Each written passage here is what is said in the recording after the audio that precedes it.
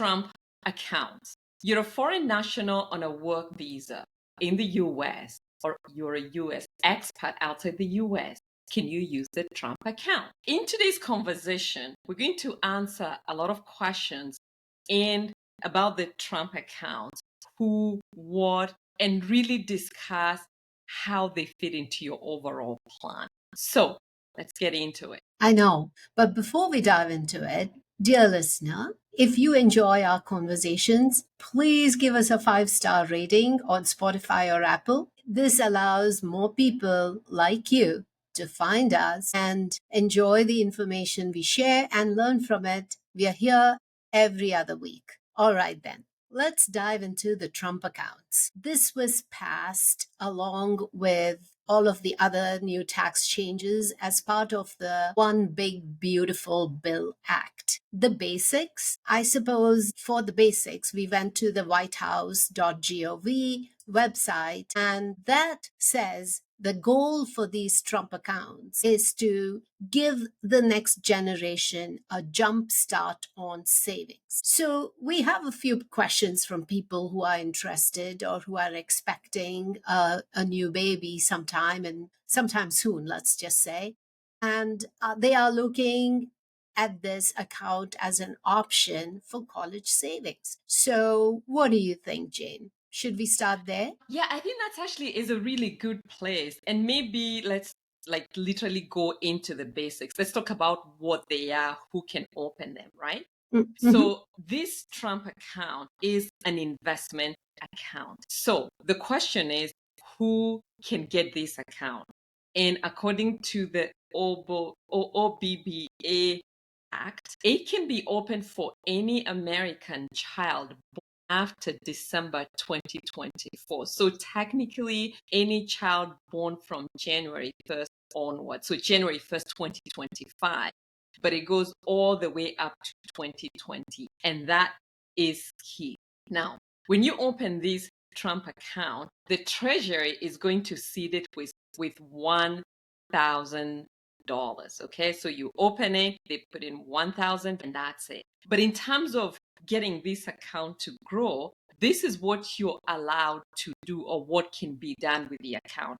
As of now, we know you can't even open it today yet, but as of now, the maximum contribution into this account is $5,000 per year.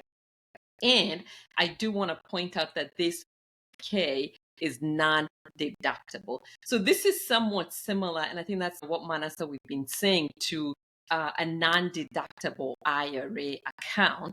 You contribute your money, you don't pay taxes on that. The account grows tax-free or tax deferred, because at some point you're gonna have to pay taxes. So the one thing we're taking away from this, again, there's still a lot of unknowns, is that you probably want to keep basis using Form 8606. So anytime you make a contribution, you want to make sure you track basis, because you're opening the account with after-tax money. Okay, next. The contributions are only allowed if the child is under 18, and I hate to say alive. So once they get to age 19, they cannot, or you cannot, contribute to this account anymore. The $5,000, this is another incentive I think that they're trying to get folks to really put money into this account, is that $2,500 of that money can come from your employer, and it's going to be excluded from your income tax. Once the accounts go live, the employer can provide this as a benefit, and so give you, or rather directly contribute to the account, up to $2,500. And it's not going to be considered to be part of your income. Okay. Now, the next question is, what can you do with this account? Do you want to look at that? Definitely, Jane. But just to kind of go back and clarify that one thing about the 2,500 and the $5,000 contribution, which I'm anticipating that we will get a question about that. What we know so far is $5,000 can be contributed into this account, but if 2,500 of that is coming from your employer, then the 2,500 from the employer is considered that it can be excluded from your income. Am I right in understanding that, Jane? Yes, that's actually is correct. So if your employer decides, okay, I'm going to put 2,500 and your income is 100,000, your income is not going to be 100,000 plus 2,500. It's still considered 100,000. That's a good clarification. And then at that point, if you want to fund the account fully, you then do the 2,500. Yeah. All right. Okay, got that. So, what can you do with this money? Basically, you can invest this money into a US mutual fund or an ETF that tracks return of a quote unquote qualified index fund. The annual fee on these accounts apparently cannot be more than 0.1%, or put it in a different way, they have to be 0.1% or less. And I believe that you cannot use leverage. So I'll let Jane explain that a little. So what this means is the account can only go into something like, let's say, VTI, total US stock index, and it has to be US. Once the money is in this account or in this fund, you cannot use it to like do what's called like a margin kind of thing. You cannot use it to borrow money to invest. So think of it as like just a nice, boring index fund. We leave it alone and just let it go for the next 18 years. Does that answer the question, Manasa? Yeah.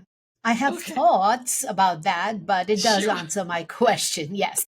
Would you like to go into that or just move on? Move on. Let's move on for Okay. now. I'm sure I'll get a chance to kind of dig into it further. Okay, so as we wait for Manasa to kind of put her thoughts together, we know this account, you cannot take money out before the child is 18. That's when you can take distribution. So what we don't know is, let's say this child decides to go to college at age 17, because that's a question a lot of parents are asking, can we use this account as college savings? As of now, or at least from what we know, you cannot take the money out before they're 18. And if you do, the way the government stops you from taking money out of accounts, technically you can, but what they'll probably end up doing is having penalties. That's how they stop you from taking money out of these accounts. Think, for example, if you have a 401k and you decide to withdraw your money at like 45, not only do you pay taxes, there's usually some penalties. So that's, as far as we know, that's probably what they're going to do, so you don't take money out of this account. Now, at 18, you can take distributions. And again, from what we can tell, this account is being treated like a non-deductible IRA. So what would happen at that point is you end up paying taxes on the growth, because remember, the contribution was after tax, right? And that's really is going to be key. Okay, now in the sad situation, unfortunate situation of, let's say, the beneficiary passes away before they are 18, what we know is that this account stops being a Trump account. And by Trump account, I mean the characteristics of the account. If there's no named beneficiary, then this account would be taxed to the deceased estate actually. So it's similar to, let's say, what happens if you inherit, again, a non-deductible IRA. But again, there's still quite a bit that's unknown. But as of now, that's what we've gathered. Okay, now let's say you're using this account to save for your college kids. What we don't know, once again, is how this is going to impact the whole FAFSA process. Because when it comes to getting financial aid, but we do know if you're on a work visa, this might not apply to you. What it comes down to is who's considered to be the owner of the account. So, for example, with your 5 friends, those are considered to be the parents' account. The expected contribution from those accounts is not as high as if it's considered to be the child's account. So hopefully we're going to get more clarity around that, but that's something we're still not sure about when it comes to how it impacts the whole financial aid for college. I think that's all we know as of now, Manasa. Right, right. I know. And then going back to my thoughts, I was also wondering, what the difference was between these accounts with, let's say, a Atma or a different custodial brokerage account, or maybe even a custodial Roth IRA, really, other than the $1,000 free money from the government to seed it. So I guess it'll be interesting to wait and see.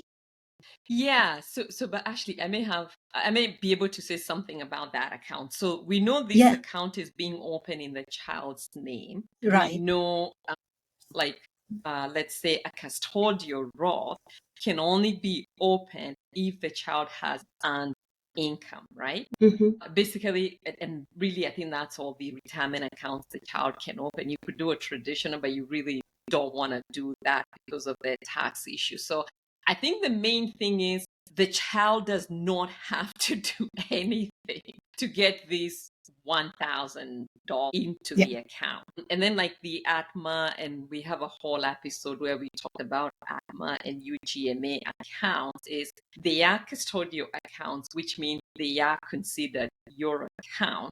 And at 18, the child takes full ownership and they can do anything with this account. We're still not sure what you'll be able to do besides the fact that you have to wait until you're 18 to withdraw the money. So what I think we are saying is this is the information that we have as of today. And as more information becomes available, we'll come back and probably do another episode or come back and do another episode or update the notes. So yeah, I'll let you talk about the next bit. No, that's good because, yeah, we'll be going into a little more depth right now about all of this stuff. But before that, really addressing our listeners in particular, the people who are US citizens but who live outside the US, or are green card holders and who live either outside the US or in the US.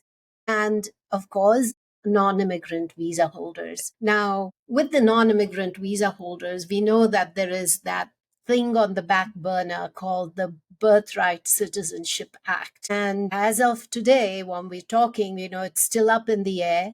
Of what we know is that the courts have not agreed to let that go through. So what that means is everything is still status quo. So if your child is born in the US, then they are still considered to be a US citizen.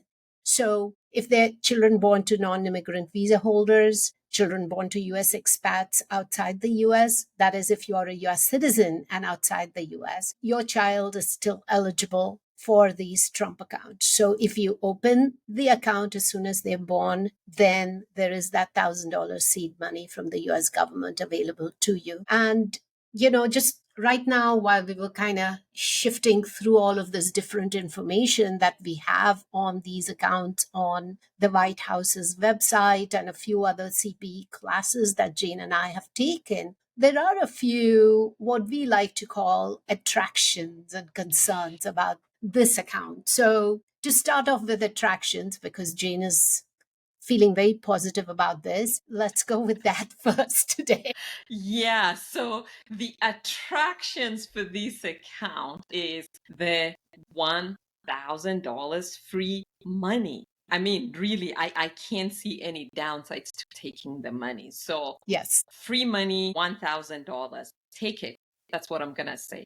The next attraction is once the accounts are open and your employer is willing to fund the account, that's another 2,500 free money, right? So take it. So really, even if you don't end up putting your own money, you could end up with let's say 3,500 every year into this account without doing anything. What we don't know is how long the employer is able to do this. Obviously, those are all details. But to me, that's something quite attractive. I also like the fact that you have the ability to have an account for the child, literally, right? Because any other accounts I can think of, let's say like the Roth, which is really attractive as we know, you cannot do that until the child has an income. But with these, all the child needs to do is to be born. That's it. And the parent has to open the account. Yes, of course, the parent has to open the account, but that's the main criteria. Child is born, boom, 1,000 or 3,500. You know what? I don't want. I'm gonna let you talk about the concerns with the account. All right. I have a few concerns here, honestly. First of all, there's a lot of unknowns, right? When you compare these accounts with, let's say, what we like to call mature investment options, which in my sense of maturity, I mean, we know about how these work, we know what they are, and there's a lot of law and guidelines and regulations around it. 529 plans, Roth IRAs, and all of that. Compared to that, this one, we don't know much yet. So, a lot of unknowns. Also, what do we know about adding beneficiaries? We don't have any guidelines about that yet. So, we do know what would happen if there was no beneficiary, but how do we add a beneficiary? Does this stay in the parent's name? Those are concerns for me. And then the biggest concern right now, considering that we are addressing our episode to, people who are here on non-immigrant work visas, is what happens to these accounts if you leave the country. That would be a biggie. Of course, this is a pilot program. And as far as we know right now, it's not going to be around, or rather, it will be around only till 2028. And then we don't know what will happen to it. Another thing would be a concern for me. Well, I no longer have college going students or children in my family, but what would happen to the FAFSA? Would FAFSA consider this to be a part of the calculation? And how will it be used by them? That's a biggie also. Realistically, I read this somewhere, and I think that we need to really check into this, is the ability to open the account until July 2026, which is a year from the enactment of the OBA itself. So would somebody be able to go realistically and open these accounts even if their child was born after the December 24 cutoff? So those are my concerns, Jane. Do you want to add something? I mean, and those are honestly genuine concerns. Yes. But I'm going to go back to one of the main things that this sounds like free money. So I Yeah. think the approach that we're taking is, give you as much information as we have. As of now, would probably say once, you're able to open them, go ahead and open them. But at that point, we'll go out and see what other information is there. But at least we're keeping you up to date with these accounts. So I don't think I have anything else to add to these Trump accounts. We'll see. Anything else, or do you want to conclude? No, I think this is a good place to kind of call it. If you are going to have a baby soon, good luck. We wish you lots of luck. And please go talk to your financial planner and find out what are all the exciting things that you can do for the baby. And thank you so much for listening. We truly appreciate you being here with us and listening to our episodes. And do share and subscribe. And we have lots of goodies on our website. So do check us out at theimcafe.com, THEIMCAFE.com. Thank you. Bye. Bye.